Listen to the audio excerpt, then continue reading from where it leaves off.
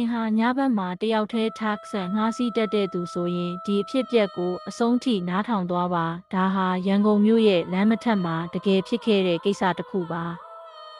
လွန်ခဲ့တဲ့နှစ်ပတ်လောက်ကမိုးသိမ်းထန်စွာရွာနေတဲ့ည7:00နာရီဝန်းကျင်မှာကိုကျော်တယောက်အလုတ်ကအပြန်လမ်းဘေးမှာ taxi စောင့်နေခဲ့ပါတယ်ခဏနေတော့ကားဖြူလေးတစ်စီးသူ့ရှေ့မှာလာရက်တယ်ကားပေါ်တက်လိုက်တဲ့အချိန်မှာကိုကျော်သတိထားမိတာတစ်ခုကကားထဲမှာအရန်အေးဆက်နေတာပဲပြီးတော့ကားဆရာကခေါင်းငိုက်ဆိုင်နဲ့ဘာစကားမှမပြောဘူးကိုကျော်ကသွားမဲ့နေရပြောလိုက်ပေမဲ့ကားဆရာကခေါင်းမဲငိမ့်ပြတယ်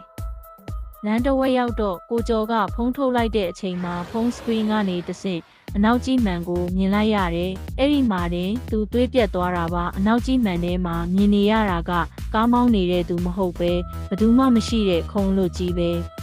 ကိုကျော်ကြောက်ကြောက်လန့်လန့်နဲ့ကားပေါ်ကဆင်းပြေးခဲ့ပါတယ်။နောက်နေ့မနက်မှာသူသိလိုက်ရတာကအဲ့ဒီလမ်းမှာလွန်ခဲ့တဲ့တစ်လကကားတစ်စီးတိမ်းမှောက်ခဲ့ပြီးကားဆရာကနေရာမှာတင်ဆုံးသွားခဲ့တယ်ဆိုတာပါပဲ။သင်တို့ရောညဘက် taxi စီးရင်ဒီလိုမျိုးထူးဆန်းတာတွေကြုံဘူးလား။ comment မှာရေးပေးခဲ့ပါဦး